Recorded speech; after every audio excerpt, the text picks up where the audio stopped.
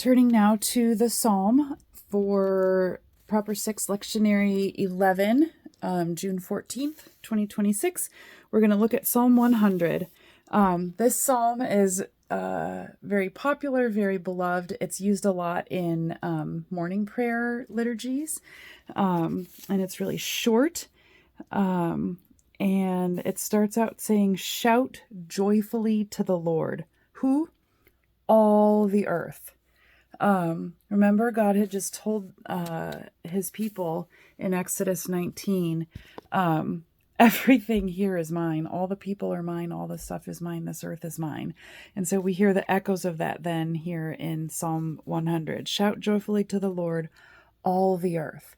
His creation is made to glorify him. All the parts of creation do this naturally, as a matter of course, by the very fact of their existence. It's only humans that screw it up, because we're the only ones who have been given free will.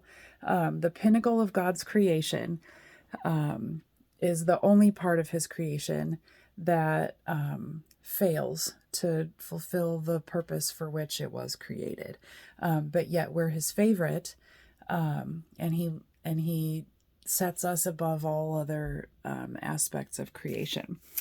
And so then he invites us to shout joyfully to him. That's what gives him glory and brings him praise.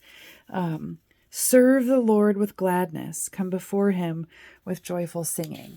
Remember what he said to, they weren't Israel yet, the people of God who had just come out of slavery in Egypt. If you will obey my commands and adhere to the covenant, then you will be my people. We're supposed to serve him. And he tells us why. Look at the stuff I did for you. First, I created the world. Here it is. It's for you. And then he delivered them out of slavery, and he delivers us from the things that we're enslaved to also.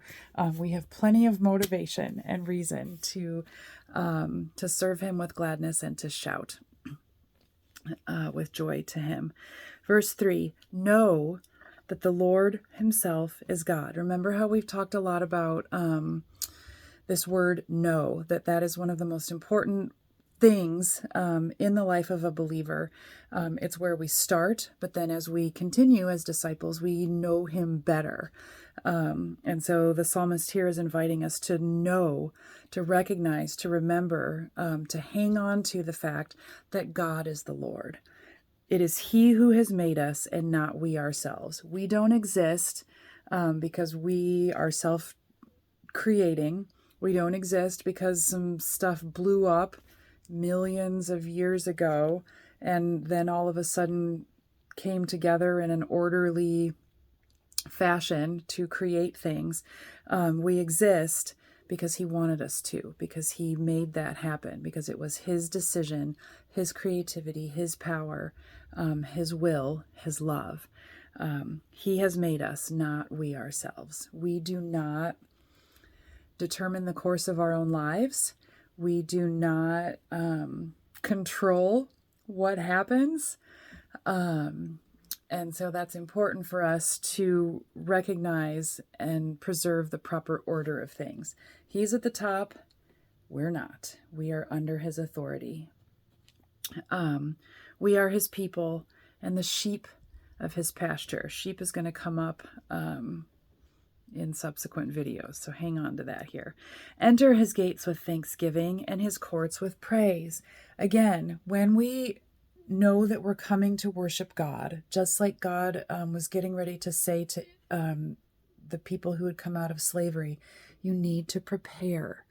This is special. When you come before me, it's not just like you're meeting your friend for coffee. It's not just like you're going through a drive-through. It's not just like you're getting ready for work or an important meeting or your wedding or whatever. There are things that you have to do. You have to pay attention and have a certain attitude and heart.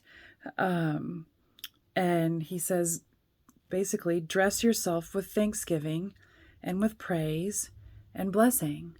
These are the things that we can do on Sunday morning as we're getting ready to go to worship. Do I have a heart that's thankful? Do I have a heart that is praising Him? Am I paying attention to what's happening in creation?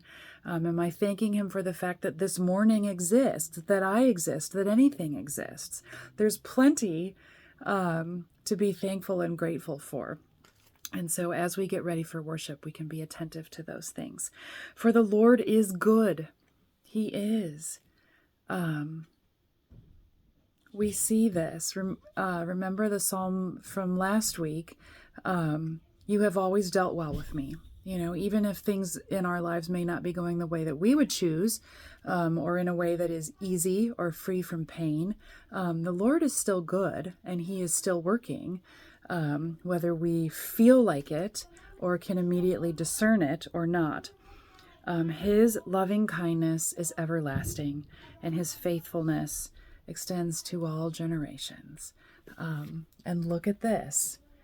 His faithfulness has extended from the people that He brought through the Red Sea down through thousands of years to us here today in June of 2026.